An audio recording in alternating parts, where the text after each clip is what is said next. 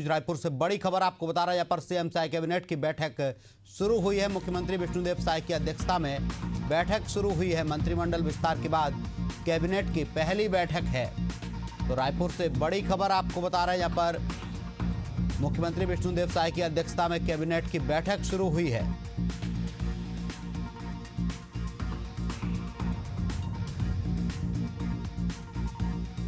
मंत्रिमंडल विस्तार के बाद कैबिनेट की पहली बैठक है। रायपुर से बड़ी खबर आपको बता रहे हैं। यहाँ पर मुख्यमंत्री विष्णुदेव साय की अध्यक्षता में कैबिनेट की बैठक शुरू हुई है। मंत्रिमंडल विस्तार के बाद कैबिनेट की पहली बैठक हुई है। रायपुर से बड़ी खबर आपको बता रहे हैं। यहाँ पर मुख्यमंत्री विष्णुदेव साय की अध्यक्षता में कैबिनेट की बैठक शुरू हुई है।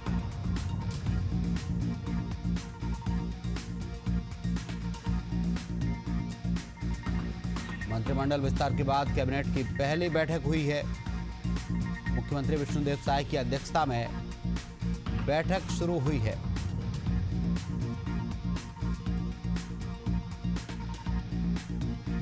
तो रायपुर से बड़ी खबर आपको बता रहा है। यहाँ पर मुख्यमंत्री विष्णुदेव साय की अध्यक्षता में कैबिनेट की बैठक शुरू हुई है।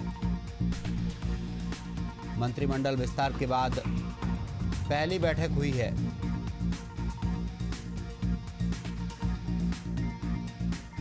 रायपुर से बड़ी खबर आपको बता रहे हैं। यहाँ पर मुख्यमंत्री विष्णुदेव साय की अध्यक्षता में कैबिनेट की बैठक आयोजित की गई है।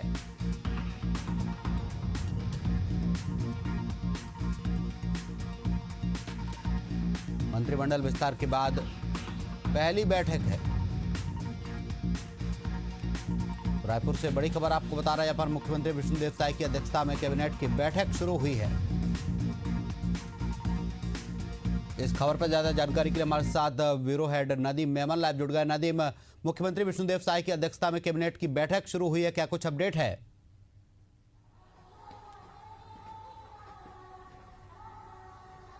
देखिए, आपको बताना चाहूंगा कि मुख्यमंत्री विष्णुदेव साय की अध्यक्षता में मुख्यमंत्री विष्णुदेव साय कैबिनेट की बैठक जो है वो शुरू हुई है। इस बैठक में मंत्रिमंडल विस्तार के बाद पहले ये बैठक आयोजित की गई है। इस बैठक में पूरा मंत्रिमंडल पहली बार मौजूद है। 14 के 14 मंत्रियों की मौजूदगी में ये बैठक है। काफी अहम जो है ये कैबिनेट की बैठक है। कई अहम फैसले लिए जा सकते हैं, जिस तरह से बाढ़ प्रभावित क्षेत्रों की राहत और पुनर्वास की जो है वो राहत पैकेज की घोषणा इसके जरिए की जा सकती है। वहीं विधानसभा में विकास की प्राथमिकता है, साथ ही आगामी विधानसभा को लेकर के जो है वो चर्चा यहाँ पर होनी है। साथ ही स्वास्थ्य, शिक्षा, कृषि और निवेशकों को लेकर के जो है इसमें कई अहम फैसले जो है आज लिए जा सकते हैं, क्योंकि जिस तरह से छत्तीसगढ़ में आने वाले वक्तों में काम किया जा रहा है, निवेशकों को बुलाया जा रहा है और नई उद्योग नीति आई है, तो उस पर भी कुछ अहम फैसले लिए जा सकते हैं। साथ ही ये भी अनुमान लगाया जा रहा है कि मितानिनों के लिए जो 50% मांग कर रहे थे, उस पर भी जो है आज कैबिनेट पे फैसला हो सकता है।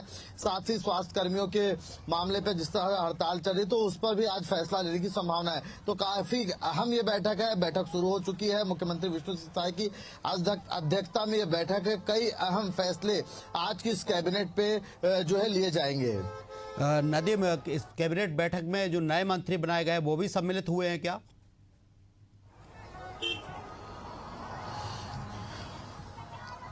देखिए, जो 3 नए मंत्री बने हैं वो भी इस बैठक में शामिल है। इसीलिए मैंने शुरुआत में भी कहा कि मंत्रिमंडल विस्तार के बाद ये पहली बैठक है जब 14 के 14 मंत्रियों की मौजूदगी में जो है वो बैठक होगी। ये बैठक तमाम लिहाज से काफी अहम है और आज कई अहम फैसले जो है उसमें इस बैठक में लिए जाएंगे। शुरुआत में तीनों मंत्रियों का मंत्रिमंडल में स्वागत भी जो है मुख्यमंत्री जो है वो करेंगे और उसके बाद जो एजेंडे है बैठक के वो इस पे लाए जाएंगे और कई अहम फैसले और निर्णय आज की बैठक पे होने वाले हैं।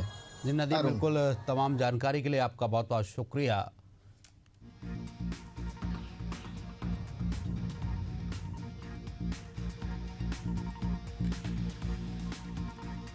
नीमच जिले की जनसुनवाई में आज ग्राम जोरावरापुरा के ग्रामीणों ने विरोध का अनोखा तरीका अपनाया है। ढोल धमाकों के साथ नाचते गाते और गणपति बप्पा मोरिया के नारों के बीच ग्रामीणों ने अपनी समस्याओं को लेकर प्रशासन को ज्ञापन सौंपा है।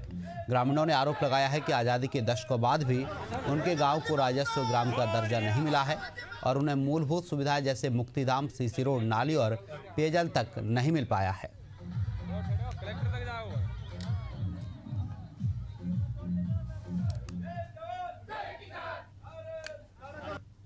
हम ग्राम जोरावरपुरा ग्राम पंचायत असेंबली में का मजरा टोला है। हम हमारी गांव की समस्याओं को लेकर सब लोग यहाँ पे एकत्रित हुए हैं। ग्राम पंचायत द्वारा ग्राम जोरावरपुरा में मतभेदपूर्ण कार्य किया जाता है। ग्राम पंचायत द्वारा जोरावरपुरा मजरा टोला में सीसी रोड निर्माण, नाली, मुक्तिधाम, स्कूल के संबंधित बाउंड्री, पेयजल समस्या, ऐसी बहुत सारी समस्याओं को लेकर हम आवेदन देना है कलेक्टर साहब को। बड़वानी जिले के सेंधवा में किसान कांग्रेस ने किसानों की समस्या को लेकर धरना प्रदर्शन किया है और कलेक्टर के नाम ज्ञापन सौंपा है। किसान कांग्रेस के जिलाध्यक्ष और कांग्रेस कार्यकर्ताओं ने नायब तहसीलदार को ज्ञापन देते हुए अतिवृष्टि से फसलों को हुए नुकसान पर तुरंत मुआवजा, किसान ऋण माफी और फसलों का उचित समर्थन मूल्य तय करने जैसी मांगें रखी हैं।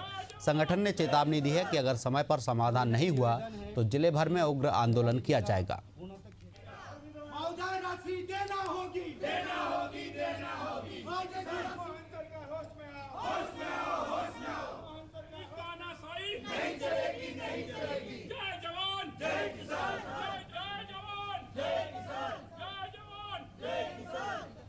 सविनय निवेदन है कि बड़वानी जिला पूर्णतः मुआवजा राशि देना होगी, देना होगी, देना होगी।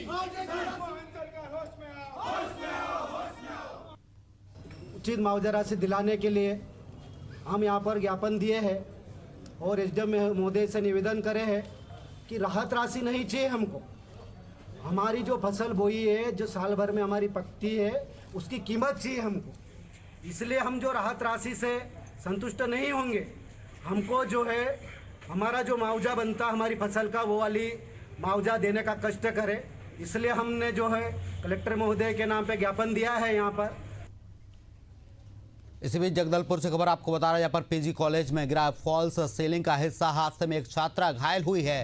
इलाज के दौरान अस्पताल में भर्ती कराया गया है। एनएसयूआई और परिजनों ने प्रबंधन पर लापरवाही का आरोप लगाया है। इलाज के लिए अस्पताल में भर्ती कराया गया है। एनएसयूआई और परिजनों ने प्रबंधन पर लापरवाही का आरोप लगाया है। जगदलपुर से खबर है, यहाँ पर पीजी कॉलेज में गिरा है फॉल्स सीलिंग। हादसे में एक छात्रा घायल हुई है। इलाज के लिए छात्रा को अस्पताल में भर्ती कराया गया है।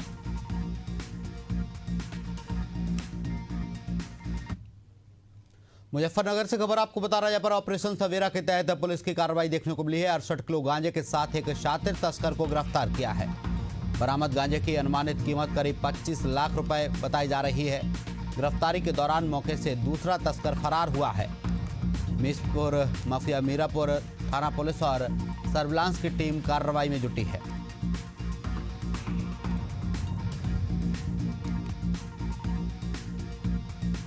तो मुजफ्फरनगर से खबर है, यहाँ पर ऑपरेशन सवेरा के तहत पुलिस ने कार्रवाई की है।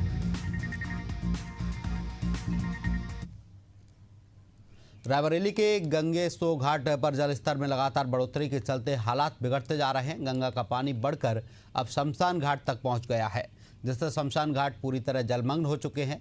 इस वजह से स्थानीय लोगों को अंतिम संस्कार में भारी परेशानियों का सामना करना पड़ रहा है।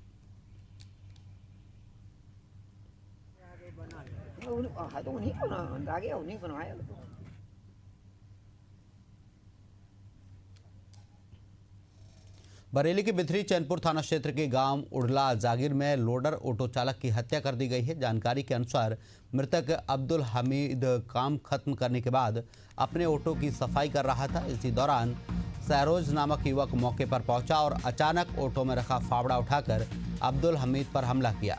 फावड़े के वार से अब्दुल हमीद की मौके पर मौत हो गई। घटना की सूचना मिलते ही पुलिस ने तत्काल कार्रवाई करते हुए आरोपी को गिरफ्तार किया है।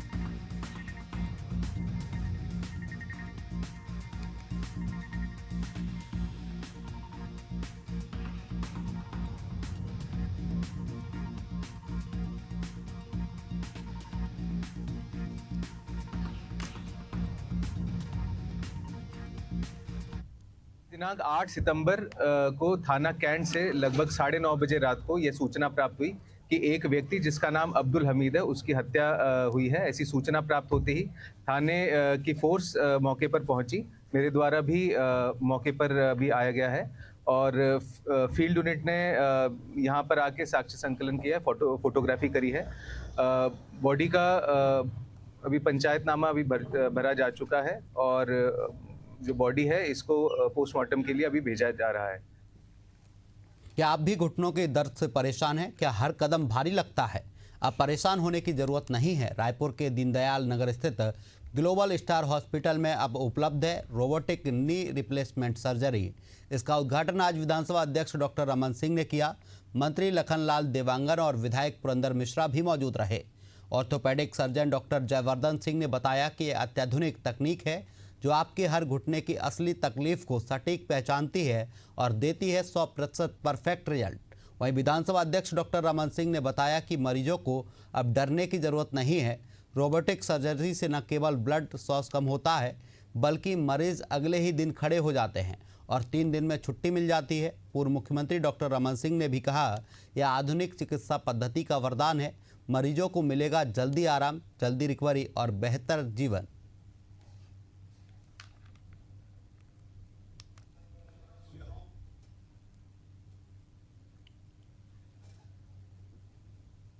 देखिए, जॉइंट रिप्लेसमेंट सर्जरीज़ के बारे में आपको जैसे बताऊं मैं, तो लगभग मेरे को 15 साल हो चुके हैं ये सर्जरी करते हुए। तो एक्चुअली हमने एक बात पाई थी कि नी रिप्लेसमेंट सर्जरीज़ को लेकर के एक ख़ास तरह का कन्फ्यूज़न है पेशेंट लोगों में कि भाई सर्जरी होगी तो सर्जरी कैसी होगी, सर्जरी के बाद रिज़ल्ट कैसा रहेगा, कितने दिन रेस्ट करना पड़ेगा, ये बहुत सारी चीज़ें थी। क्योंकि कन्वेंशनल मेथड में कुछ मैनुअल एरर्स होते हैं, बहुत सारी चीज़ों में प्रिसीजन उस लेवल तक पहुंच नहीं पाती थी। तो ये होता था कि 80 to 90% पेशेंट का जो रिज़ल्ट है बहुत अच्छा था। 10% पेशेंट सब कुछ अच्छा होते हुए भी उन्हें एक तरह की तकलीफ महसूस होती थी कि भाई थोड़ा नेचुरल फील नहीं हो रहा है या हॉस्पिटल स्टे ज़्यादा रहा, पेन ज़्यादा रहा। तो रोबोटिक सिस्टम इसलिए लाया गया है क्योंकि इस सर्जरी में जो भी मैनुअल एरर्स थे उन चीज़ों में लगभग उसको पूरी तरह से कमी कर दी गई है उसमें। और एआई के सिस्टम से हर एक घुटने को अलग तरीके से ट्रीट किया जाता है। हर एक घुटने का डायमेंशन, उसका कॉन्फ़िगरेशन डिफरेंट होता है, डिफॉर्मिटीज़ डिफरेंट होती हैं। तो जो एआई और रोबोटिक सिस्टम की मदद से हम उस घुटने को अच्छी तरह से पहचानते हैं कि डिफॉर्मिटी क्या है और घुटने में एक्चुअल तकलीफ क्या है, कंपोनेंट की पोजीशनिंग क्या होगी और किस तरीके से नी को ऐसा बैलेंस किया जाए कि मरीज़ को मैक्सिमम सेटिस्फेक्शन मिले। ये तो हो गई एक बात। दूसरी बात ये है कि ये बहुत ही मिनिमम इंसिजन में होता है, छोटे इंसिजन से होता है, ब्लड लॉस नहीं होता है इसमें और इसी कारण से पोस्ट ऑपरेटिव पेन बहुत कम रहता है। तो अभी जो मरीजों में हमने जो बदलाव देखा है कन्वेंशनल सर्जरी और रोबोटिक सर्जरी में कि पेशेंट दूसरे दिन से बिना सपोर्ट के वॉक कर रहे हैं, उन्हें पेन बहुत कम होता है। तो हॉस्पिटल स्टे लगभग आधा हो चुका है। तकरीबन पहले 6 to 7 डेज़ का एडमिशन होता था, जो कि अभी आके 3 दिन हो गया है और बहुत ज़्यादा पेशेंट्स को एंटीबायोटिक्स और दवाइयाँ नहीं देनी पड़ती, जिससे पोस्ट ऑपरेटिव पीरियड में मरीज बहुत कंफर्टेबल होते हैं। तो सेटिस्फेक्शन लेवल जो है डेफिनेटली बढ़ा है। और अभी जो नई टेक्नोलॉजी आई है और जो वर्ल्ड क्लास इम्प्लांट अट्यून जो हम जॉनसन एंड जॉनसन का यूज़ कर रहे हैं अभी, और रोबोटिक सिस्टम भी है, वर्ल्ड की रिनाउंड कंपनी है जॉनसन एंड जॉनसन, जिसका वैलिस ये सबसे आधुनिकतम रोबोट है। और ये सारी चीज़ें करने के बाद आज जो लाइफ एक्सपेक्टेंसी अपन नी रिप्लेसमेंट की बोले तो वो लगभग 25 से 30 साल है। तो किसी भी पेशेंट की सर्जरी अगर 55-60 की ईयर में हो रही तो एक तरह से लाइफ लॉन्ग सर्जरी है। तो ये सारी सुविधाएं मिली हैं और अभी तक ये सर्जरी मेट्रोज़ में, बड़े बड़े सिटीज़ में, हैदराबाद, मुंबई और पुणे जैसे शहरों में हो रहा था। तो अब हम रोबोटिक सर्जरीज़ कर रहे हैं यहाँ पे। पिछली 22 तारीख को मैंने पहली सर्जरी की, उस दौरान से अभी तक 15-16 सर्जरीज़ हो चुकी हैं और सभी पेशेंट बहुत हैप्पी हैं।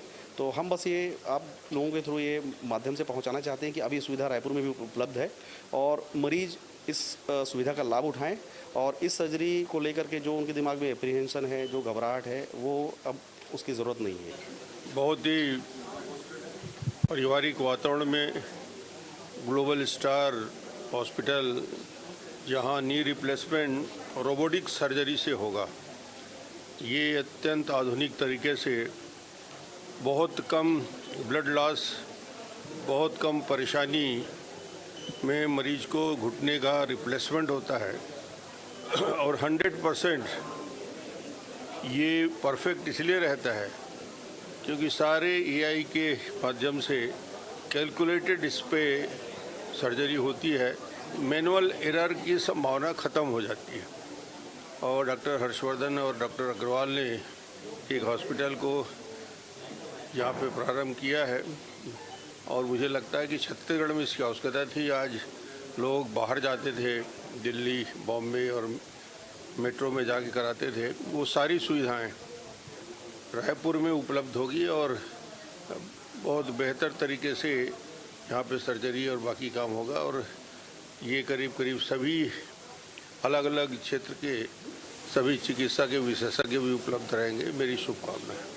मध्य प्रदेश में गणेश प्रतिमा पर किए गए पथराव की घटना के बाद पक्ष और विपक्ष की सियासी बयानबाजी शुरू हो गई है। दरअसल कांग्रेस के पूर्व विधायक शैलेंद्र पटेल ने सवाल उठाते हुए कहा कि धार्मिक जुलूसों पर पथराव कानून व्यवस्था पर सवाल खड़े करता है। प्रदेश में कानून व्यवस्था कितनी लचर है। जिसके बाद नेता प्रतिपक्ष उमंग सिंघार ने कहा कि बीजेपी के कार्यकाल में घटनाएं ज़्यादा बढ़ गई हैं। सबकी धार्मिक भावनाओं का ख्याल रखना चाहिए और इस तरह की घटनाएं ना हो, इसके लिए काम करना चाहिए। वहीं मंत्री विश्वास सारंग ने कहा कि मध्य प्रदेश शांति का टापू है, हर सनातन त्योहार धूमधाम से मनाया जाएगा। जिसके बाद बीजेपी विधायक रामेश्वर शर्मा ने कहा कि अब बिरयानी खिलाने वालों की सरकार नहीं है, ऐसा करने वालों का प्रशासन इलाज करेगा।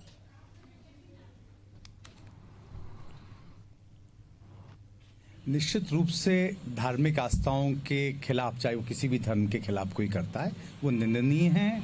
ऐसे अपराध को माफ करने योग्य नहीं होते। देखिए, भारतीय जनता पार्टी हो की सरकार, जिस प्रकार से आप देखते हैं कि इनके कार्यकाल में घटनाएं ज्यादा बढ़ती है, क्या कारण है? क्या सांप्रदायिक सौहार्द का वातावरण नहीं रख पाती सरकार या प्रशासन? कोई चिंता की बात नहीं है, ना कोई सवाल उठने वाला है। अगर कोई भी कंकड़ मारेगा तो उसका प्रतिकार बहुत खतरनाक होगा प्रशासन के द्वारा से। इसलिए मुगालते पालना बंद कर दो। ये बिरयानी खिलाने वालों की सरकार नहीं है।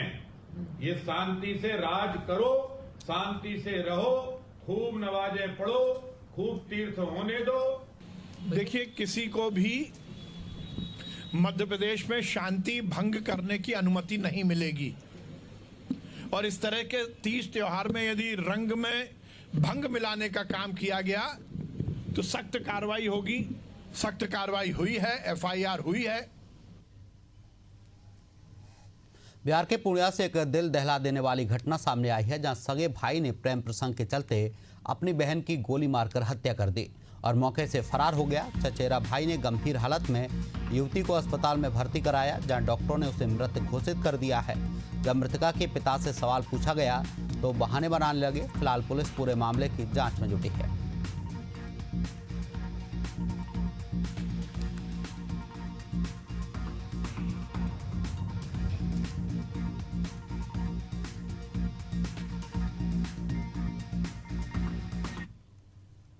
इस बीच भोपाल से बड़ी खबर आपको बता रहे हैं। पर पूर्व सांसद की जमीन का कागजों में हुआ है सौदा। जमीन का फर्जी तरीके से किया गया है लेन देन।